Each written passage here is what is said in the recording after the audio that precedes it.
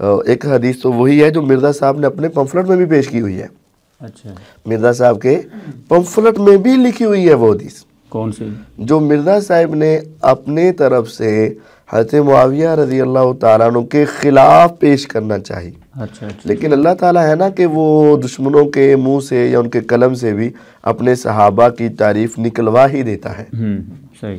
तो ये रिवायत दलाइलुन नबुवा अल बहकी की उसके अंदर मौजूद है कि वकाना यक्तुबुल वहया, कि मुआविया रज़ी अल्लाह ताला अन्हु कातिबे वही थे। वकाना और वो थे, यक्तुबुल लिखा करते, इसके अंदर इस्तिमरार है, यानी एक नहीं कई मरतबा लिखा करते थे अल वहया, वही को। तो वही का मतलब क्या होता है? अल्लाह ताला की तरफ से जो पैगाम है उसको लिखा करते थे। सही। तो ये अल्फाज उस हदीस के अंदर बिल्कुल वाज़े लिखे हुए हैं, लेकिन मिर्ज़ा साहब इस रिवायत को अमीर मुआविया रज़ी अल्लाह तआला अन्हु के ख़िलाफ़ पेश करने की कोशिश करते। वो इस तरह से कि अब्दुल्ला बिन अब्बास रज़ी अल्लाह अन्हु को नबी अलैहिस्सलातु वस्सलाम ने भेजा कि जाओ हज़रत मुआविया को बुला कर लाओ।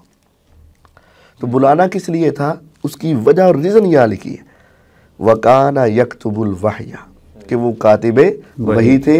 आपका मकसूद ये था कि हज़रत मुआविया रज़ी अल्लाह को बुलाया जाए और आकर वही लिखे। और नबी अकरम सल्लल्लाहु अलैहि वसल्लम को हज़रत मुआविया रज़ी अल्लाह के साथ इतना लगाव और इतना ताल्लुक़ था कि हालांकि बेशुमार कातिबीन वही थे, चले एक मुयस्सर नहीं तो दूसरे को बुला लिया जाता, दूसरा नहीं तो तीसरे को बुला लिया जाता, लेकिन आपने कहा कि जाओ मुआविया रज़ी अल्लाह को बुलाया जाए। सही। वो आकर कहते हैं कि वो खाना खा रहे हैं, आपने फिर फरमाया नहीं उसी को बुलाया जाए, फरमाया कि वो खाना खा रहे हैं, फिर फरमाया उसी को बुलाया जाए।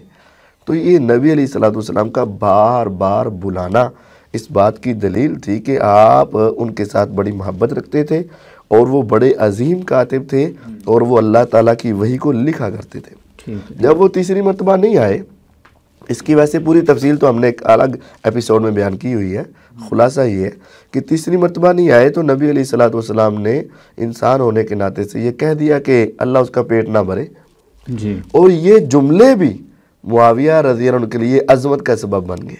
सही। ये उनके लिए बद्दुआ नहीं बने। और इस रिवायत में जो आ रहे हैं कि मुआविया रज़ी अल्लाह ताला अन्हु का पेट कभी नहीं भरा, तो ये अज़मत में तो नहीं आने वाले। ये तो रावी का फ़हम है ना कि फमा शबिया बतनुहु अबदा, रावी कहता है कि उनका पेट कभी नहीं भरा। अच्छा अच्छा। हम कहते हैं कि रावी को कैसे पता चला कि उसका पेट कभी नहीं भरा।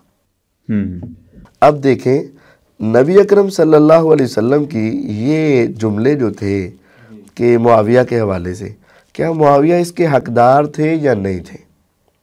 दो बातें। अगर तो वो इसी बद्दुआ के हकदार थे जी, तो फिर साबित किया जाए, क्योंकि एक बंदा खाना खा रहा है और दूसरे ने आके इसको बुलाया ही नहीं, बताया ही नहीं और वापस जाके जवाब दे देता है, तो इसका कसूर क्या है?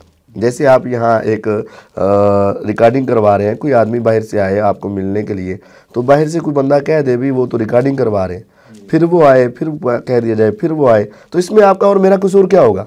कोई कसूर नहीं। तो नबी अकरम सल्लल्लाहु अलैहि वसल्लम ने उनके बारे में जो कलिमात कहे हैं, इसमें हज़रत मुआविया का कसूर कोई नहीं था। सही। और वैसे देखें मिर्ज़ा साहब ने भी इस हदीस के तर्जमे में यही कहा है कि हज़रत मुआविया के हक़ में, ख़िलाफ़ नहीं, नबी अलैहिस्सलाम की दुआ कबूल होगी, बद्दुआ नहीं कहा, उनके ख़िलाफ़ बद्दुआ नहीं कहा, उनके हक़ में क्या होगी? कबूल दुआ। अब देखें एक तरफ ये एक रावी का फ़हम है, दूसरी तरफ सही मुस्लिम के जो शारे भी हैं और उनके अबवाब कायम करने वाले इमाम नववी रहमहुल्लाह, उन्होंने क्या बाब कायम किया है कि जिस पर नबी अलैहिस्सलातु वस्सलाम लानत भेजें या आप उसको बुरा भला कहें या आप उसके ख़िलाफ़ कोई बद्दुआ कर दें और वो उसका अहल ना हो। यानी इमाम नववी रहमहुल्लाह सही मुस्लिम के शारे भी समझते हैं कि हज़रत मुआविया इस बद्दुआ के अहल नहीं थे। और इमाम मुस्लिम रहमहुल्लाह ने पहले वही रिवायात इकट्ठी की है और फिर उसकी मिसाल के तौर पर दो हदीसें नकल की हैं कि नबी अलैहिस्सलातु वस्सलाम किसी के लिए बद्दुआ कर दें, किसी को लानत भेज दें, किसी के ख़िलाफ़ कोई कलिमा कह दें और वो उसका हकदार ना हो, तो वो अल्लाह ताला के यहाँ कुर्बत का, अजर का, तज़किये का, रहमत का सबब बन जाता है। तो पहले वो सारी रिवायत नकल की, बाद में मिसाल के तौर पर ये दूसरी मिसाल के तौर पर ये हदीस पेश की।